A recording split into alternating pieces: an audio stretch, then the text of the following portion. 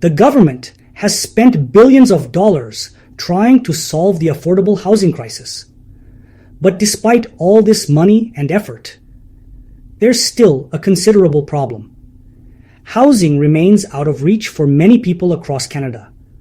So what went wrong? Why are so many Canadians still struggling to find a home they can afford?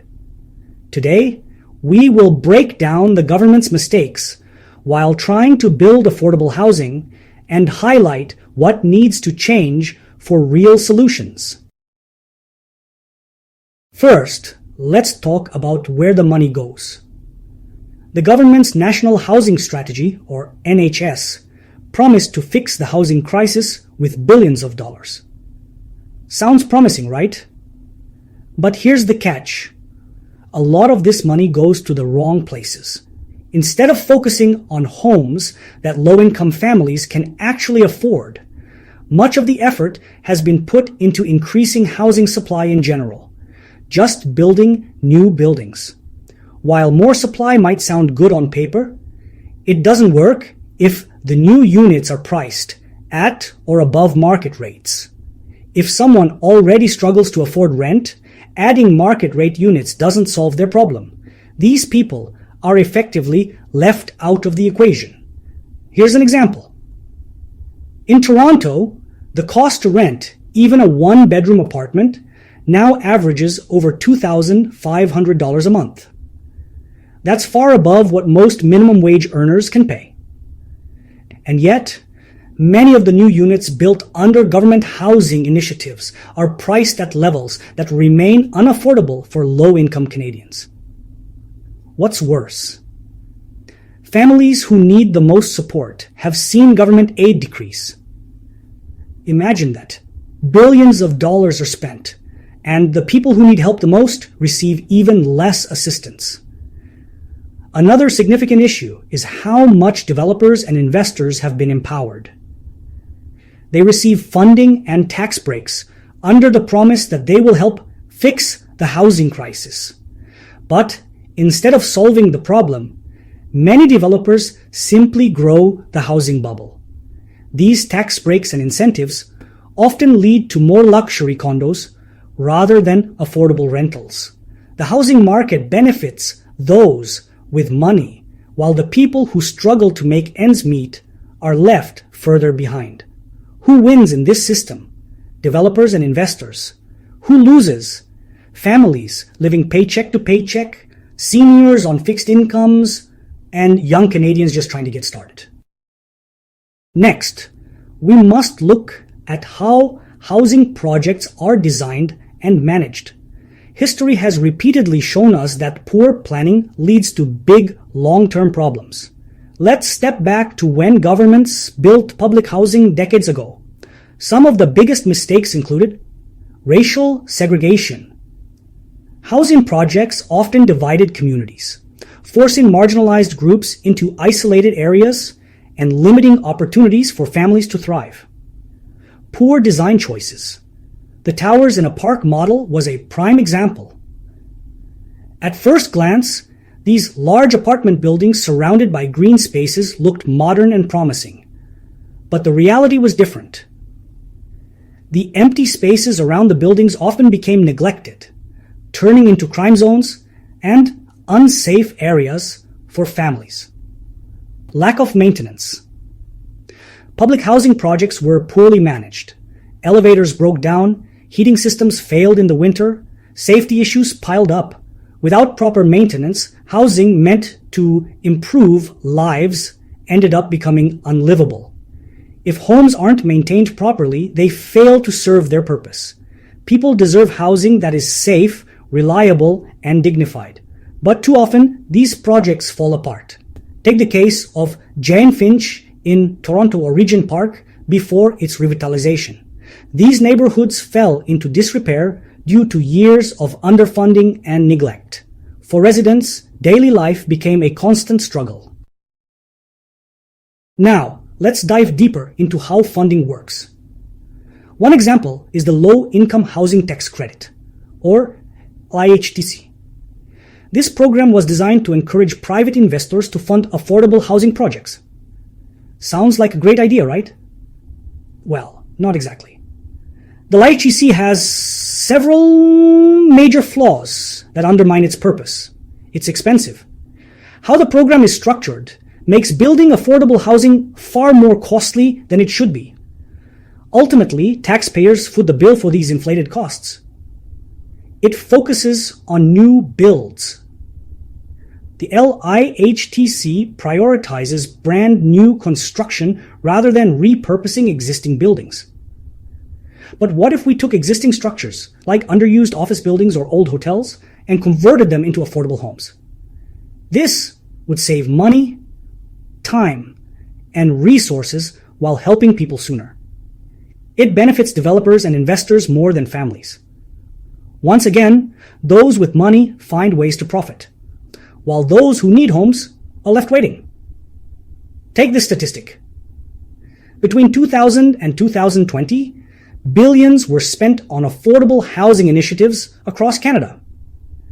Yet, during that same time, the number of families living in poverty increased in many cities. That's not progress. Let's talk about goals. The government sets ambitious targets, but their ability to meet them is often disappointing. For example, in Ontario, the provincial government set a target of 110,000 housing starts for 2023, but they fell short by 22%. That's tens of thousands of homes that weren't built, leaving families without options. At the federal level, the Rapid Housing Initiative promised to deliver affordable homes quickly, but delays have plagued the program. Despite billions allocated, many of the approved units are still not built. Think about this. When families are homeless or struggling, delays in housing projects make the situation even worse. If governments fail to deliver on their promises, trust is broken, and the housing crisis only deepens. One of the biggest challenges to solving the housing crisis is the lack of teamwork. Building affordable housing requires collaboration between governments, communities, and developers. But too often, this teamwork is missing. For example, NIMBYism, or not in my backyard, has become a significant obstacle. Residents push back against affordable housing projects because they don't want them in their neighborhoods. They fear it will lower property values or bring crime. But here's the reality. Affordable housing is needed everywhere. When residents fight against these projects, they slow progress or stop it entirely. Another issue is the disconnect between federal, provincial, and municipal governments.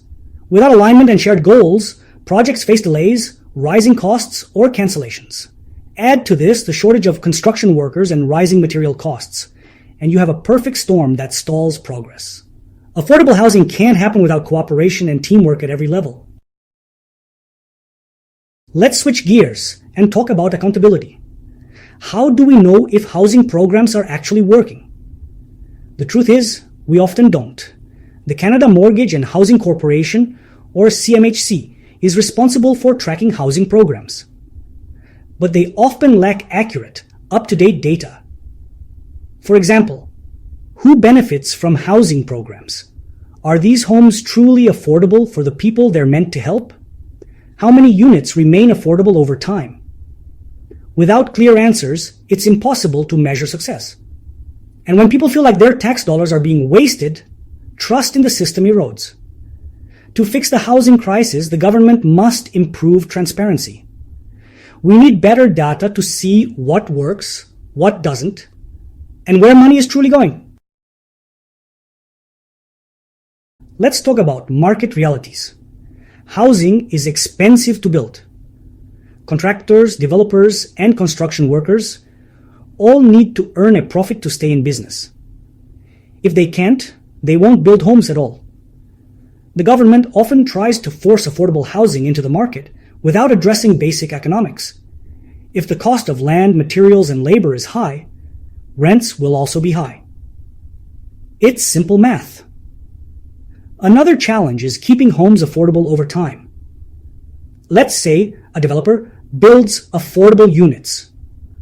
What happens in 5 years or 10? Property taxes go up, maintenance costs increase, and suddenly those affordable homes are priced out of reach again. To create long-term solutions, the government must work with the market, not against it. This includes innovative ideas like land trusts, rent-to-own programs, and mixed-income housing developments that ensure affordability for generations. Where does this leave us? Despite spending billions, the government's efforts to fix the housing crisis have fallen short. Let's recap the major issues. Ineffective strategies and misallocated resources have left families behind. Poor design and management have created unsafe, unlivable conditions. Misguided funding mechanisms benefit developers more than families. Failure to meet targets erodes trust and slows progress. Lack of collaboration between governments, developers, and communities creates delays. Inadequate data prevents accountability and transparency. Ignoring market realities makes sustainable affordability impossible. To fix the housing crisis, Canada needs a new approach. We need solutions that focus on affordability, not just supply. We need better design, stronger management, and more collaboration across all levels of government and society. And we need clear accountability to track what's working and make real progress. Other countries have tackled their housing crises successfully. Canada can do it too, but it requires bold action, innovative thinking, and a focus on the people who need help the most. Thank you for joining me today. If you found this video helpful, please like and comment below with your thoughts. What do you think Canada can do to solve the affordable housing crisis? And don't forget to subscribe for more videos on housing, real estate, and the economy. Together, we can push for change and make housing truly affordable for everyone.